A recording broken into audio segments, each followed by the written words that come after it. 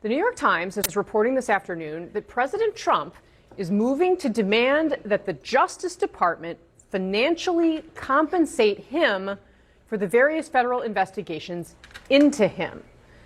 What exactly does he want? Nearly $250 million, $230 million to be exact. The Times is reporting that the president filed complaints related to the investigation into possible connections between his 2016 campaign and Russia, as well as the 2022 case around classified documents, where the president reportedly alleges the FBI violated his privacy by searching his Mar-a-Lago property. Let's get off the sidelines, head into the arena. My panel is going to be here to weigh in, but I want to start with one of the New York Times reporters that's a byline on this breaking story. New York Times White House correspondent Tyler Pager joins us now on the phone. He is traveling with the vice president at the moment. Tyler, can you walk us through the reporting you and your colleague Devlin Barrett are laying out here? Yeah, Casey, thanks for having me. And it is quite a remarkable situation here, right? The president submitted complaints through an administrative claim process, and these date back to prior to before he was elected president for a second term, and they relate to two separate investigations by the law enforcement agencies, as you said. The first one in connection to the investigation into Russian election tampering in the 2016 campaign, and the second one related to the FBI search of Mar-a-Lago as it looked for classified documents. And so, you know, what is remarkable about the situation is the people who are adjudicating these cases are Trump's former campaign lawyers who are now installed in top positions at the Department of Justice.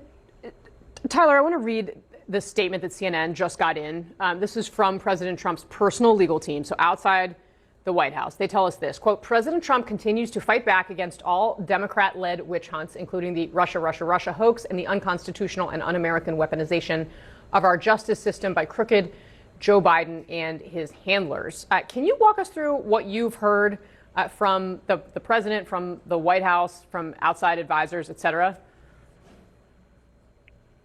Yeah, I mean, the president himself referred to this very process when he was in the Oval Office last week with Kash Patel, the FBI director, Pam Bondi, the attorney general, and her deputy, Todd Blanche. And he said he was sort of suing himself, and he brought up this sort of remarkable situation in which his Department of Justice is in charge of deciding how much money, taxpayer dollars, he's going to receive. Our sources tell us that he's not yet received that money, but they are hoping and expecting him to do so. So the president is aware of the situation. He mentioned it in the Oval Office, made this oblique reference to this very process and even commented on the sort of remarkable dynamic at play here. So, Tyler, in this set of complaints, does the president single out anyone by name that he thinks did him wrong? I mean, part of it looks at, he puts the blame right at the top, which is the attorney general under Biden, Merrick Garland, and also Christopher Wray, the FBI director, and Jack Smith, the special counsel who was investigating Trump.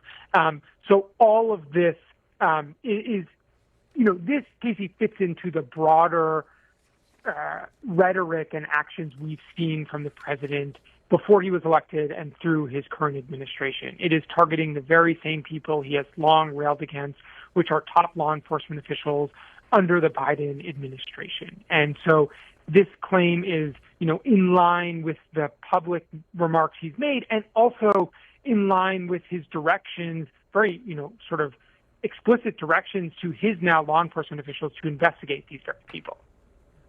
So, Tyler, you report in your piece that protocol for DOJ is that settlements of claims against the department for more than $4 million, so way less than the claim here, quote, must be approved by the deputy attorney general or associate attorney general. So, I mean, given the types of people that Trump has installed at DOJ, I mean, these are people loyal to him. Is the expectation here that they're going to give him the money? I mean, that is the expectation from senior officials we spoke to in conversation, I mean, we asked the Department of Justice for comment, and a spokesman said, in that they will follow the guidance of career ethics officials. But it's important to note that in July, Pam Bondi, the Attorney General, fired the DOJ's top ethics advisor. Indeed, important to note. Tyler Pager, thank you very much for your great reporting on this, for going out of your way to join us on the phone. I really appreciate it. All right, our panel is here in the arena. New York Times journalist and podcast host Lulu Garcia-Navarro. CNN political commentator Jonah Goldberg is here. Former senior policy advisor Ashley Allison for President Obama. Former Trump campaign advisor and Republican strategist David Urban. And we're also joined by Professor of Constitutional Law and Global Health Policy at Georgetown University, Michelle Goodwin. I want to go to Michelle in just a second on kind of the details here about the DOJ. But Jonah, I'd like to start with you kind of on the politics of this. And the righteousness of it, or lack thereof. I mean, what is your initial reaction? I think it's weird politics. I mean, look, I'm on the record. I think that the New York and Georgia cases against Trump were really flawed and should never have been brought. I thought most of the federal ones were much more defensible. But I just think it shows you what a different time we're in, that this is even being considered, given that we're in the middle of a government shutdown. People are losing their paychecks. Trump has already been accused of profiting off of the presidency, and the optics of, while smashing down the East Wing of the White House, collecting $250 million and keeping and bringing all of this stuff back up in the news, right? There's this criticism that you hear a lot, that he cares too much about himself and wants to relitigate all these things in the past. He is reintroducing Russia as a thing to talk about, to get to monetize for himself. I think it's really weird politics. Can I just also say, the thing that has not been said is that those $250 million are taxpayer money. Yeah. I mean, this is the people's money. This is my money, your money. Whoever pays taxes, that's their money. Going into the president's pocketbook, like, that is what we're talking about here. David Urban? Yeah, listen, I agree with Jonah. Most of those cases are brought against the president are just egregious, right? The Letitia James case, the Alvin Bragg case. I was, a part of the 2016 campaign firsthand, and we had to suffer through the James Comey, Russiagate, watching my friends get dragged before grand juries. So I can understand some of what the president wants. But to Lulu's point exactly, this is taxpayer dollars, right? If the president wants to get an apology from the Department of Justice or from somebody for doing him wrong, one thing. For John Q. Public to come out of their checkbook to pay him money, it's not like Donald Trump's brand has been hurt by that, right? If you go around the world and look at the Trump developments and the Trump properties and how profitable the Trump organization is today, I don't think it was harmed by any of that. I mean, he may be personally aggrieved and deserved an apology from some of these folks, but I think taxpayers paying that is probably not something that you want to see. Well, and Michelle Goodwin, I mean, to that point, I mean, can you just pick up there? Because, I mean, the Times does write, quote, "The situation has no parallel in American history," end quote.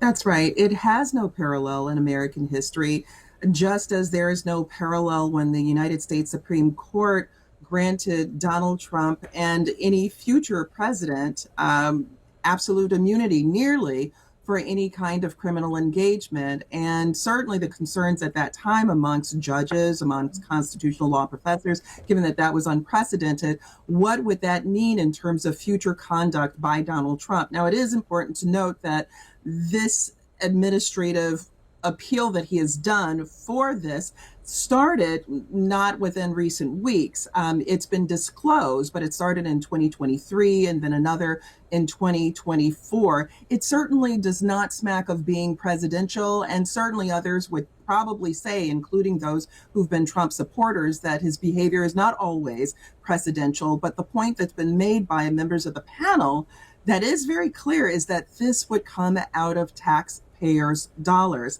The other concern with this is that installed in the Department of Justice are individuals who have been personal attorneys for Donald Trump. And that conflict, there is a conflict of interest there. And we'll see how that also plays out with this. It's very concerning.